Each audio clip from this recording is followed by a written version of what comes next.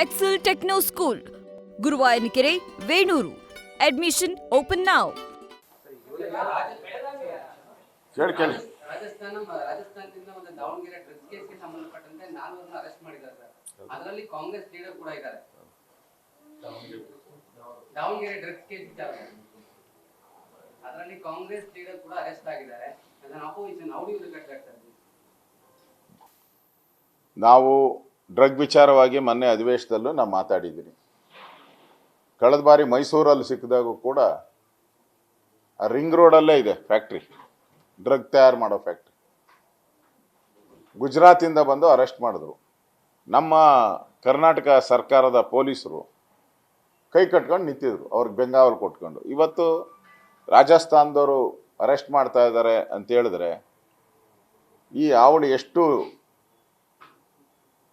ಜೋರಾಗಿದೆ. ಕರ್ನಾಟಕದಲ್ಲಿ 31ನೇ ತಾರೀಕು ಬರ್ತಾ ಇದೆ ಬೆಂಗಳೂರಿಗೆ. ನನಗನ್ಸುತ್ತೆ ಸುಮಾರು 150-200 ಕೋಟಿ ಡ್ರಗ್ಸ್ ಬೆಂಗಳೂರಿಗೆ ಬರೋದಿದೆ.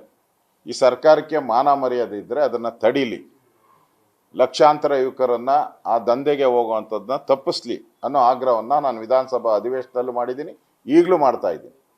ತಡೆಯುವಂಥ ಪ್ರಯತ್ನವನ್ನು ಮಾಡಲಿ. ಪೊಲೀಸರು ಪೂರ್ತಿ ಟ್ರಾನ್ಸ್ಫರ್ ದಂಧೆಯಲ್ಲೇ ಉಳಿದೋಗಿದ್ದಾರೆ. ಇನ್ನು ಬೆಂಗಳೂರದು ಟ್ರಾನ್ಸ್ಫರ್ ಲಿಸ್ಟ್ ರೆಡಿಯಾಗಿ 3 ತಿಂಗಳಾಯಿತು. ಎಲ್ಲ ತೋರಿಸ್ತಾ ಇದ್ದಾರಲ್ಲ ಇವಾಗ. ರಾಜಸ್ಥಾನ, ಗುಜರಾತು ಎಲ್ಲ ಬಂದು ಪೊಲೀಸರು ಇಲ್ಲೆಲ್ಲ ಅರೆಸ್ಟ್ ಮಾಡ್ತಾ ಇದ್ದಾರಲ್ಲ. ಬರ್ತಾ ಇರೋದು ಎಲ್ಲರಿಗೂ ಗೊತ್ತಿದೆ. ಪಾಕಿಸ್ತಾನ ಬೇರೆ ಬೇರೆ ಕಡೆಯಿಂದ ಬರ್ತಾ ಇದೆ.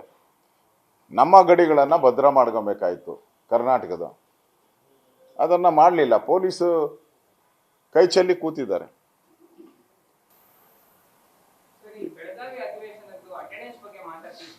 ನಮಗಿರೋ ಮಾಹಿತಿ ಪ್ರಕಾರ ಎರಡೂ ರಾಷ್ಟ್ರೀಯ ಪಕ್ಷದ್ದು ಅರೌಂಡ್ 80% ಆನ್ ಪೇಪರ್ ಅಟೆಂಡೆನ್ಸ್ ಇದೆ. ಆದ್ರೆ ಸಮಸ್ಯೆ ಏನಾಗಿದೆ ಅಂದ್ರೆ ಎಷ್ಟೊಂದು ಜನ MLA-ಗಳು ಅಲ್ಲಿ ಬರ್ತಾರೆ, ಸೈನ್ ಮಾಡ್ತಾರೆ, ಬಟ್ ಸೆಷನ್ ಅಲ್ಲಿ ಬಂದು ಪಾರ್ಟಿಸಿಪೇಟ್ ಮಾಡಲ್ಲ, ಕುತ್ಕೊಳ್ಳಲ್ಲ ಅಲ್ಲಿ. ಸೊ ಆ ರೀತಿ ಎರಡೂ ಪಕ್ಷದಿಂದ ಆಗಿದೆ.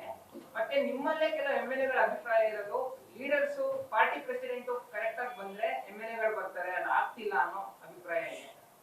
ನಮ್ಮ ಇದು ಕರ್ನಾಟಕದ ಇತಿಹಾಸದಲ್ಲೇ ನಾನು ವಿಧಾನಸಭಾ ಸುಮಾರು 20-30 ವರ್ಷ ಅಧಿವೇಶನದಲ್ಲಿ ಹೈಯೆಸ್ಟ್ ಬೆಳಗಾವಿ ಅಧಿವೇಶನದಲ್ಲಿ BJPಯ ಪ್ರೆಸೆಂಟ್ ಬಂದಿರೋವಂಥದ್ದು 58 ಜನ ಪಾರ್ಟಿಸಿಪೇಟ್ ಮಾಡಿರೋವಂಥದ್ದು. ಶಾಸಕಾಂಗ ಸಭೆಗೂ 58 ಜನ ಹೈಯೆಸ್ಟ್ ಬಂದಿದ್ದಾರೆ. ಈ ಸರಿ ಬೆಳಗಾವಿ ಅಧಿವೇಶನದಲ್ಲಿ ಒಳ್ಳೆ ಅಟೆಂಡೆನ್ಸು BJPಯಿಂದ ಇದೆ. ಕಾಂಗ್ರೆಸ್ದು ಅವ್ರದ್ದು ಒಳಜಗಳ ಇದೆ, ಅದರಿಂದ ಅವ್ರು ಬರೋಕ್ಕಾಗಿಲ್ಲ ಅನ್ನೋ ಗೊತ್ತಿಲ್ಲ. ಈಗ 5,000 ಕೋಟಿ ಹಗರಣ ಆಗಿದೆ ಅಂತ ಹೇಳಿದ್ರಿ, ದೊಡ್ಡ ವಿಚಾರ. ಮತ್ತೆ ಯಾವ ಹೋರಾಟ ಅಂತ ಯಾವ ರೀತಿ ಹೋರಾಟ ಸರ್? ಮತ್ತೆ ಈ ಹಗರಣ ಯಾವ ರೀತಿ? ಪಾರ್ಟಿ ಈಗ ಅಧಿವೇಶನ ಮುಗ್ದೋಯ್ತು, ಇನ್ಮೇಲೆ ಪಾರ್ಟಿ ಅದನ್ನು ನಾವು ತಗೊಳ್ತೀರಿ. ಪ್ರತಿ ಜಿಲ್ಲೆಯಲ್ಲೂ ಇದಕ್ಕೆ ಹೋರಾಟವನ್ನು ನಾವು ಮಾಡೋರಿದ್ರಿ. ಯಾಕಂದರೆ 1,26,00,000 ಜನಕ್ಕೆ ಸೇರಬೇಕಾದ ಹಣ ಇದು ಕೊಟ್ಟಿಲ್ಲ, ಸರಿಯಾಗಿ ಜವಾಬು ಕೊಡ್ತಾ ಇಲ್ಲ. ಬರೀ 24, 23, 25 ಇದೆ, ಇಷ್ಟರಲ್ಲೇ ಐತೆ. ಕಂತು ಲೆಕ್ಕ ಹೇಳ್ತಾರೆ. ನಾವು ಕೇಳಿದ್ದು ಮಾರ್ಚಲ್ಲಿ ಯಾಕೆ ಕೊಟ್ಟಿಲ್ಲ, ಫೆಬ್ರವರಿಯಲ್ಲಿ ಯಾಕೆ ಕೊಟ್ಟಿಲ್ಲ, ಫೆಬ್ರವರಿ ಮಾರ್ಚ್ ಅಷ್ಟೇ ನಾವು ಕೇಳ್ತಾ ಇರೋದು. ಇವಾಗ 3 ತಿಂಗಳದ್ದು ಬಂದಿಲ್ಲ, ಅದನ್ನು ನಾವು ಇನ್ನೂ ಕೇಳಿಲ್ಲ.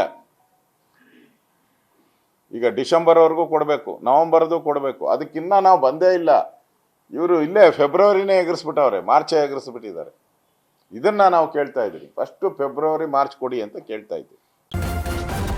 ನ್ಯೂಸ್ ಫಸ್ಟ್, ನಿರ್ಭೀತಿಯಿಂದ ನಿಮ್ಮ ಪರವಾಗಿ.